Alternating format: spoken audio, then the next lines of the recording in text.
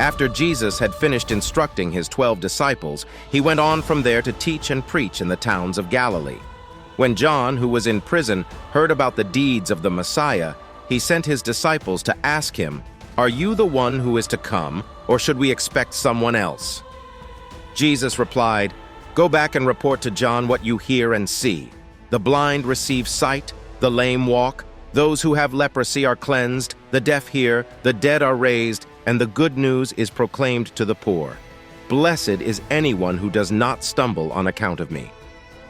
As John's disciples were leaving, Jesus began to speak to the crowd about John. "What did you go out into the wilderness to see? A reed swayed by the wind? If not, what did you go out to see?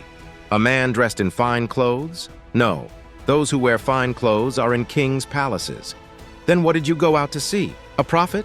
Yes, I tell you, and more than a prophet. This is the one about whom it is written, 'I will send my messenger ahead of you, who will prepare your way before you.' Truly I tell you, among those born of women, there has not risen anyone greater than John the Baptist. Yet whoever is least in the kingdom of heaven is greater than he. From the days of John the Baptist until now, the kingdom of heaven has been subjected to violence, and violent people have been raiding it. For all the prophets and the law prophesied until John. And if you are willing to accept it, he is the Elijah who was to come. Whoever has ears, let them hear.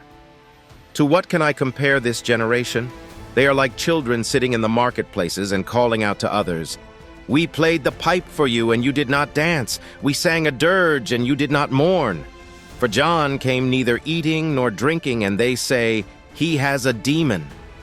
The Son of Man came eating and drinking, and they say, 'Here is a glutton and a drunkard, a friend of tax collectors and sinners.' But wisdom is proved right by her deeds." Then Jesus began to denounce the towns in which most of his miracles had been performed, because they did not repent. "Woe to you, Chorazin! Woe to you, Bethsaida! For if the miracles that were performed in you had been performed in Tyre and Sidon, they would have repented long ago in sackcloth and ashes.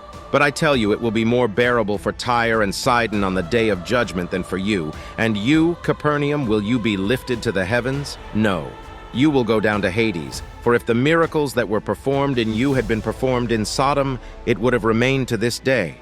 But I tell you that it will be more bearable for Sodom on the day of judgment than for you." At that time Jesus said, "I praise you, Father, Lord of heaven and earth, because you have hidden these things from the wise and learned and revealed them to little children. Yes, Father, for this is what you were pleased to do. All things have been committed to me by my Father. No one knows the Son except the Father, and no one knows the Father except the Son and those to whom the Son chooses to reveal him. Come to me, all you who are weary and burdened, and I will give you rest. Take my yoke upon you and learn from me, for I am gentle and humble in heart, and you will find rest for your souls. For my yoke is easy and my burden is light."